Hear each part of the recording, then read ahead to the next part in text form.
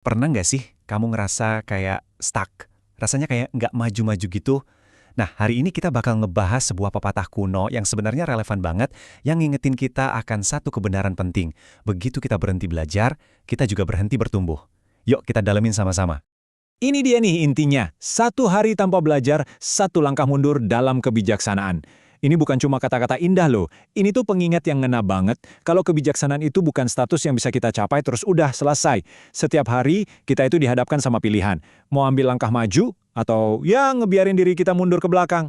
Logikanya sebenarnya simple banget kan? Dunia di sekitar kita itu terus bergerak, terus berubah. Selalu ada pengetahuan baru, pengalaman baru yang membentuk kita.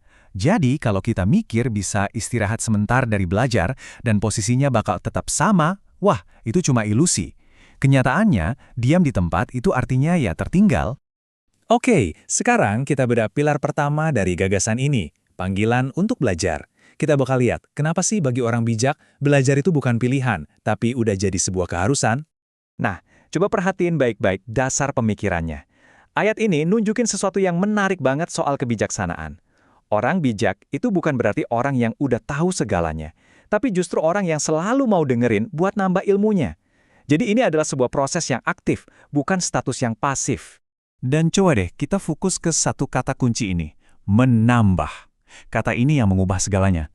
Ini nunjukin kalau kebijaksanaan itu bukan kayak puncak gunung yang sekali kita daki terus udah selesai. Bukan, ini tuh perjalanan yang nggak ada habisnya. Orang yang beneran bijak nggak pernah ngerasa udah sampai. Mereka justru selalu lapar buat nambahin pemahaman mereka.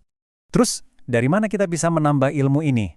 Sumber kita nunjukin ada 3 pilar pembelajaran yang seimbang. Pertama, dari kitab suci sebagai fondasi prinsip kita.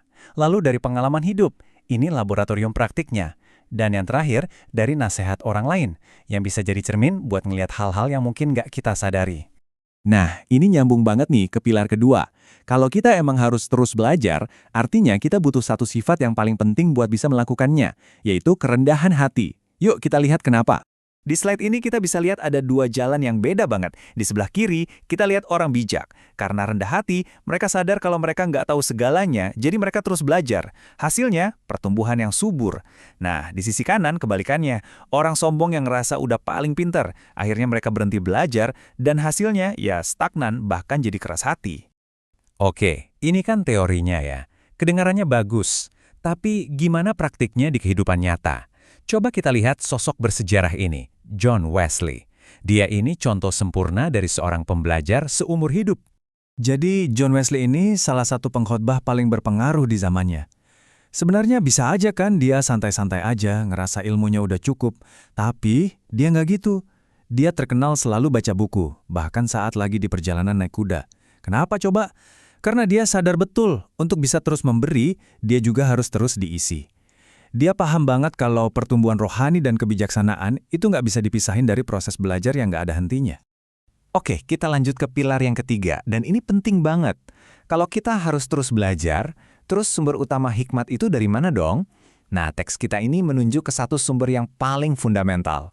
Coba perhatiin deh metafora yang indah banget di sini. Kitab suci itu digambarkan sebagai pelita bagi kaki yang fungsinya nerangin langkah kita yang paling dekat, langkah kita selanjutnya di tengah gelap, tapi di saat yang sama juga jadi terang bagi jalan kita, yang ngasih visi dan arah buat seluruh perjalanan hidup kita. Jadi ini panduan buat saat ini dan juga buat masa depan. Jadi, apa dampaknya dalam kehidupan kita sehari-hari? Coba deh lihat 2 pohon ini. Kalau kita berakar pada sumber hikmat ini setiap hari, kita bakal kayak pohon di kiri, iman kita tumbuh subur dan kuat.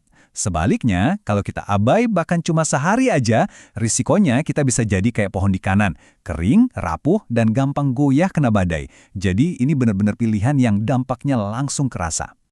Oke, kita udah bahas 3 pilar penting tadi. Sekarang, yuk kita satuin semuanya dan lihat gimana kita bisa menerapkan ini sebagai sebuah jalan praktis menuju kebijaksanaan. Kalau ada satu hal yang perlu banget kita ingat dari pembahasan kita, inilah dia. Pertumbuhan dan pembelajaran itu bukan 2 hal yang berbeda. Keduanya itu satu paket.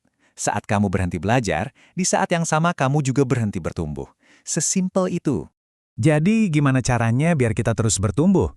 Sumber kita menawarkan sebuah siklus yang dinamis, yang nggak pernah berhenti.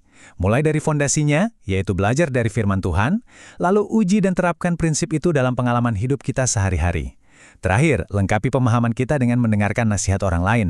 Siklus ini terus berputar, membuat kita makin bijaksana seiring waktu. Dan akhirnya semua ini kembali ke kita masing-masing.